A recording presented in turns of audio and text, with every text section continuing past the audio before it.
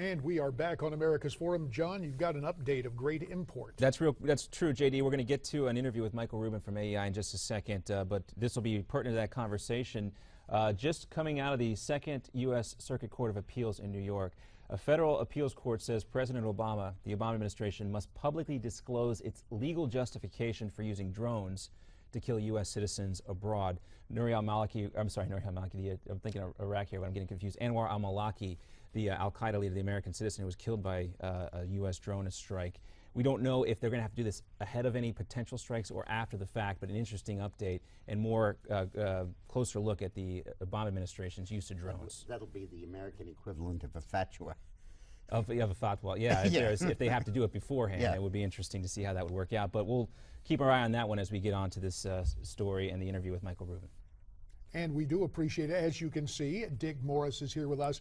And right now we are seeing video from overseas, the whole notion of the drone strikes in Yemen. Why don't we, let's bring in Michael Rubin of the American Enterprise Institute to talk about this update, the Second Circuit Court of Appeals offering its information, what has happened in Yemen, what may be yet to come in the Ukraine.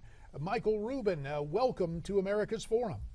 Hey, thank you for having me. And Michael, you join us on a day where we just get the news from the Second Circuit about American citizens abroad and when drone strikes can be applied. Now, I realize this information is just coming forth. Give us your quick take, A, on what transpired over the past day in Yemen in terms of taking out suspected terrorists, and B, this latest ruling from the Second Circuit.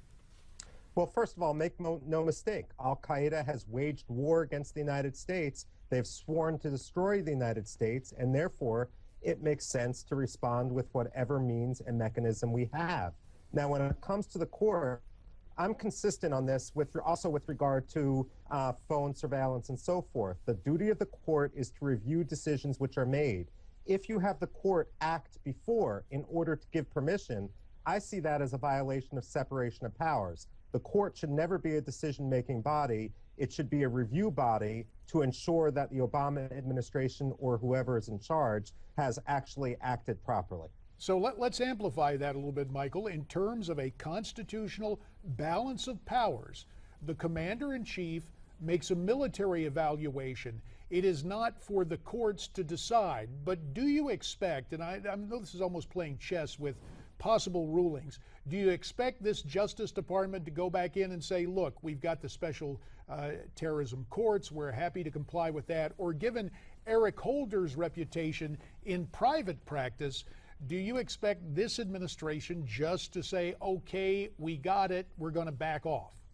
You know, I have no faith in this administration when it comes to securing the United States or defeating terrorism. If we just look at the last week, the Obama administration has announced, and actually the New York Police Department has, with Obama administration buy-in, that it would stop the surveillance conducted at mosques. This was coming the same week that al-Qaeda in the Arabian Peninsula showed one of the biggest powwows that we've seen of al-Qaeda plotting and swearing to destroy the United States. Those two actions juxtaposed together suggest to me that the Obama administration is not serious and it's entrenched in a pre-9/11 attitude. And yet, how do you account for the news of the massive drone strike in Yemen? Because it seems to be a paradox. On one hand, we hear what, from my perspective, would be kowtowing to those Islamo-fascist apologists in the United States by some reckoning, and yet you get a very aggressive use of the drones overseas. Reconcile that for us. Well, ultimately, I think we can reconcile it. Unfortunately, the problem is the Obama administration never learns from its mistakes. Every time they take out senior al-Qaeda leadership, as they did admirably with Osama bin Laden, they do a victory lap, and you have folks inside the administration say al-Qaeda is dead. But as soon as you announce those strikes, or as soon as you announce the capture of documents or an al-Qaeda operative, what you're doing is putting an expiration date on the intelligence that has come with it. Ultimately, we've got to recognize that this is a continuing problem. Ultimately, that's also why we need to have a military outlook towards defeating al-Qaeda rather than a police action outlook, because if you use a military outlook, the standards of justice are different. you can preempt al-Qaeda's activity if you have to rely on police action. Either you have to expose sources and methods which undercuts our ability to fight terrorism in the future, or you have to rely on forensic evidence, which means allowing the terrorist attack to occur.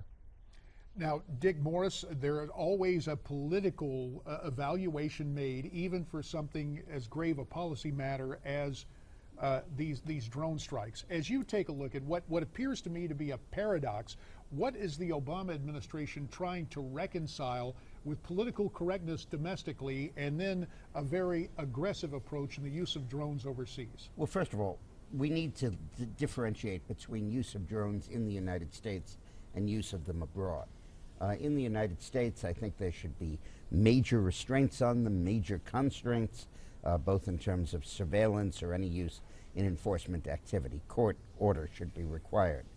Abroad, I don't think so. I think that it's a military command decision. I'm haunted, JD, by the 1998-99 Clinton experience. In 1998, Clinton approved a hit on bin Laden that almost killed him. Unfortunately, we told the Pakistanis, and they warned him, and he left moments before the missile came crashing in. But I'm also very concerned, as we look at this, about 98 and 99. In those years, we had one opportunity that was spectacular and another that was pretty good to kill bin Laden.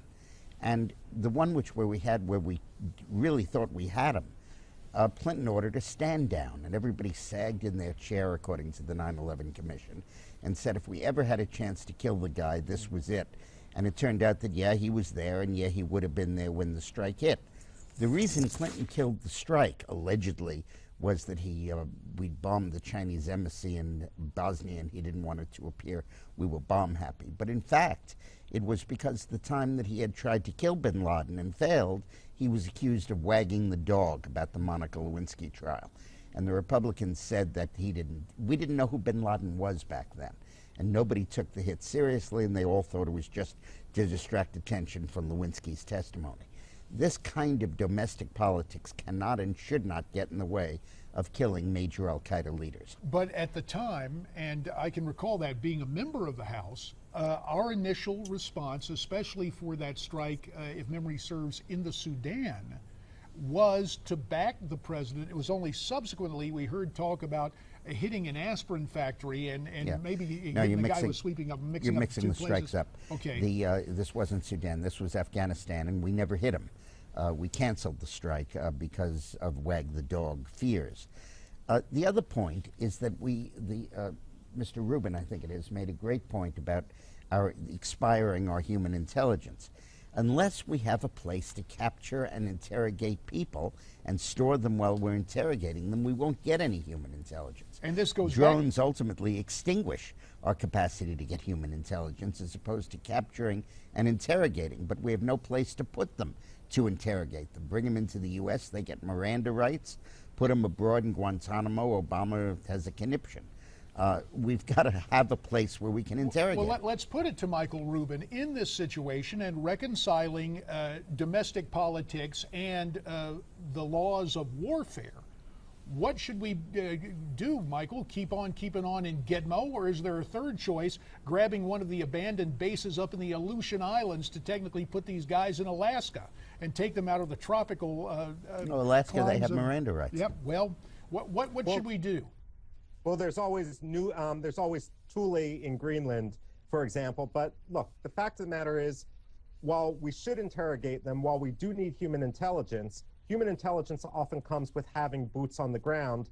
What we need is not to know where people were 24 hours ago, but we need that cigarette vendor who's going to set up outside a mosque for 6 months, who's going to report that he heard this chatter, that in 2 weeks there's going to be a meeting at this place or that place. But the drones don't hamper counterterrorism in that way. The reason we use drones, plain and simple, is because they act as a substitute for the deployment of military operations. Sending one drone into the tribal area of Pakistan or into remote parts of Yemen is, in effect, a substitution for sending in several brigade combat teams with all the logistical support that they would need. Now, ultimately, this could all be avoided if these governments wouldn't give safe haven to terrorists. And that brings us Unfortunately, back they do. to the whole notion of engagement. You wrote the book Dancing with the Devil, about 30 seconds. Tell us more about that book if you could. Well, you know, what Dancing with the Devil does is it looks at this notion that it never hurts to talk. And what I do argue is that diplomacy sometimes works, but talk has a price, and we've got to stop projecting our sincerity on rogues. I mean, dealing with Vladimir Putin, dealing with Ayatollah Khamenei isn't like dealing with France or Belgium. Michael Rubin, we appreciate your perspective, and we look forward to reading Dancing with the Devil. Thanks to you for joining us. Dick Morris, as always, we appreciate your insights. John? Well, yeah, this particular case, we're talking about the circuit court. That'll be specifically on the case, the targeted killing in Yemen, but will it lead to more? That's what we'll find out. We'll be back with more here on America's Forum right after this.